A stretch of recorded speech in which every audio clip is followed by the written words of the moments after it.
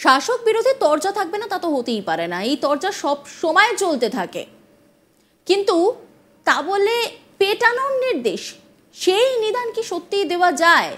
একবার ভাবুন যে শাসক দলের নেতার সাহস কত বড় যে তিনি বিরোধীদের ধরে পেটানোর নির্দেশ দিচ্ছেন। মানে যা কিন্তু একেবারেই আইন বিরুদ্ধ বলা যায়। বন্ধু সিপিএম বিজেপি কংগ্রেস, জেনে রাখো যে গণপিটুনিতে মতিউরকে খুন করা হয়েছে। যদি এর সুবিচার না পায় বিজেপি সহ দালাল সিপিএম কংগ্রেস, আমরা মানুষকে বলবো এই ধরনের গণপিটুনি দিয়ে তোমাদেরকেও শেষ করা হোক।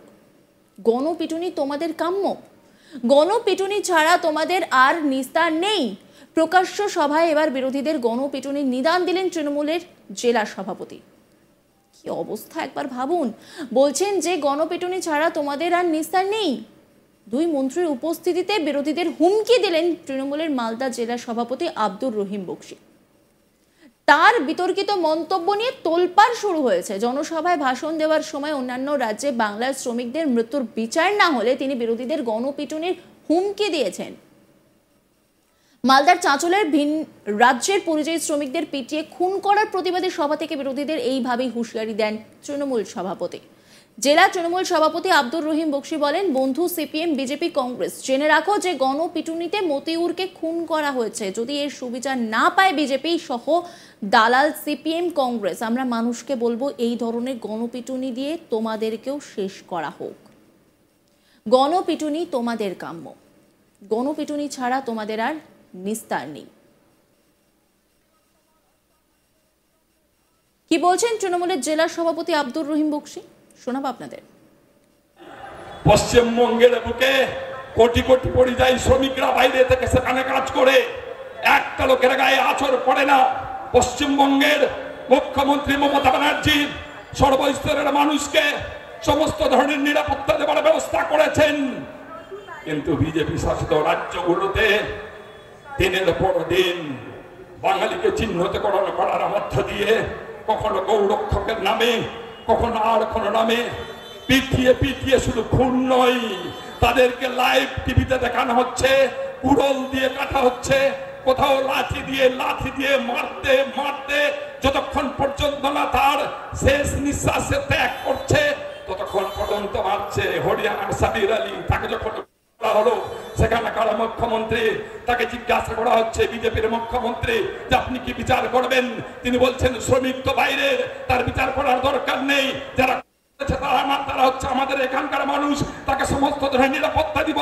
এই হচ্ছে বিজেপি, এ হচ্ছে বিজেপির সরকার, এ হচ্ছে বিজেপির প্রধানমন্ত্রী। তা আজকের দিনে দাঁড়িয়ে আমরা এই সবার মধ্য দিয়ে বিজেপির প্রধানমন্ত্রী সর্বস্তরের মানুষ সহ শ্রমিককে নিরাপত্তা দিতে ব্যর্থ, তাই আজকে আমরা প্রধানমন্ত্রীর পদত্যাগ দাবি করছি। আমরা ঠিক যেইভাবে আমাদের মুখ্যমন্ত্রী এবং আমরা আরজি করের ঘটনায় নির্যাতিতা যাকে নৃশংসভাবে করা হয়েছে তার দোষী অনতিবিলম্বে খুঁজে বের করে তাকেও প্রকাশ্য দিবালোকে আমাদের দাবি।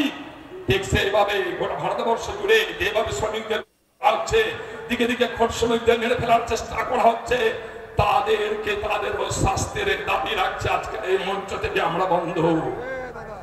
আমরা শুধু বলতে চাই আপনাদেরকে বিচার করতে হবে, আপনাদেরকে হিসাব করতে হবে।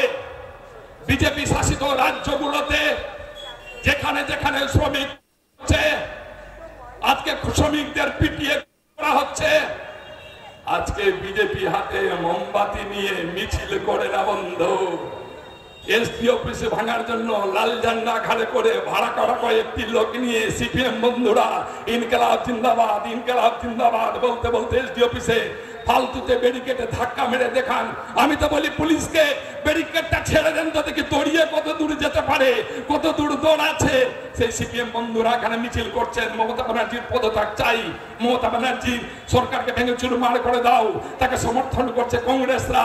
কংগ্রেসরা সেরকম মিছিল করছে, মোমবাতি মিছিল, কোথায় মাথায় পাগড়ি বেঁধে আলকা গানের সাধারণ খলিফাদার মতো, কোথাও কোথাও অধীর চৌধুরী দাঁড়িয়ে মমতা ব্যানার্জির বিরুদ্ধে আওয়াজ তোলার চেষ্টা করছেন। কিন্তু যখন লোক মারা যাচ্ছে পিটনিতে, গণপিটনিতে, তখন সিপিএম কে খুঁজে পাওয়া যায় না। তাদের এসপি অফিসের মিছিল আর নাই, তাদের আর রাত জাগো মিছিল নাই, তাদের আর ভোট জাগো কংগ্রেসের মিছিল নাই, বিজেপির আর মিছিল নাই। মতিউরের বইয়ের জন্য, বাচ্চার জন্য তাদের আর মিছিল নাই।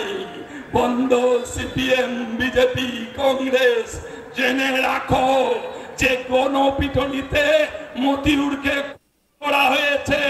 যদি এর সুবিচার না পাই বিজেপি সহ দালাল সিপিএম, আমরা মানুষকে বলবো এই ধরনের গণপিটুনি দিয়ে তোমাদেরকেও শেষ করা হোক। গণপিটুনি তোমাদের কাম্য, গণপিটুনি ছাড়া তোমাদের আর কোনো নিস্তার নেই। মালদা উত্তরে বিজেপি সাংসদ খগেন মুর্মু বলেন, পশ্চিমবঙ্গের কোনো মানুষকে কাজ দিতে পারছে না তৃণমূল কংগ্রেস, তাই পশ্চিমবঙ্গের মানুষ পরিযায়ী শ্রমিক হিসেবে বাইরে কাজ করতে যাচ্ছে। সেখানে কোথাও কোথাও বিক্ষিপ্ত ঘটনা হতে পারে, সেটা বলা খুব মুশকিল, কিন্তু এখান থেকে মানুষকে কেন ভিন রাজ্যে যেতে হচ্ছে, এখানে কেন কাজ দিতে পারছে না? এই তৃণমূল কংগ্রেস কাজ দিতে ব্যর্থ। এখানকার রাজ্য সরকার আসলে লুটপাট করে, এখানে মানুষের সমস্ত অধিকার কেড়ে নেয়, এখানে মায়েরা সুরক্ষিত নয়। কি বলছেন খগেন মুর্মু, শোনাবো আপনাদের। পশ্চিমবাংলায় কোনো কাজ দিতে পারছে না তৃণমূল কংগ্রেস, তাই পশ্চিমবাংলার সমস্ত মানুষ পরিযায়ী শ্রমিক হিসেবে বাইরে কাজ করতে যাচ্ছেন, ভিন রাজ্যে কাজ করতে যাচ্ছেন। সেখানে কোথাও কোথাও হতে পারে বিক্ষিপ্ত কোনো ঘটনা ঘটতে পারে, সেক্ষেত্রে তো সেটা বলা খুব মুশকিল।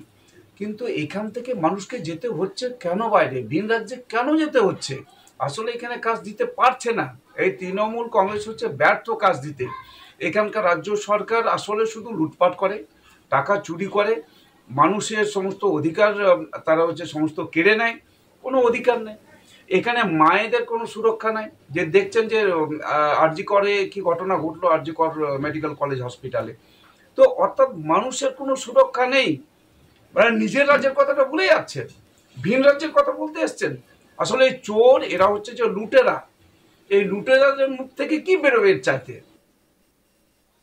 এই নিয়ে একটি রিপোর্ট তুলে ধরেছেন আমার কলিগ, দেখাবো আপনাদের। আবারও বিস্ফোরক মালদা জেলা তৃণমূলের সভাপতি রহিম বক্সি। এদিন মালদাহের চাঁচলে সেখানে শ্রমিকদের যে ভিন রাজ্যে গিয়ে মৃত্যু হচ্ছে এবং তাদেরকে গণপিটুনি দেওয়ার পরে মৃত্যু হচ্ছে, সেই সমস্ত বিষয় নিয়ে মালদার চাঁচল জুড়ে একটি মহা মিছিল করেন, মশাল মিছিল করেন। সেই মিছিলে যোগদান করেছিলেন যেরকম রাজ্যের দুই মন্ত্রী সাবিনা ইয়াসমিন এবং তাজমুল হোসেন, পাশাপাশি জেলা তৃণমূল সভাপতি আব্দুর রহিম বক্সি সহ তাবর তাবর তৃণমূলের যে নেতৃত্ব রয়েছেন তারা। এই মিছিল শেষে যখন প্রতিবাদ মঞ্চ থেকে একের পর এক বিজেপি এবং সিপিএম কংগ্রেসের বিরুদ্ধে বিষাদগার করতে থাকেন। নজর রাখুন আজ তাক বাংলার ইউটিউব স্ট্রিমিংয়ে।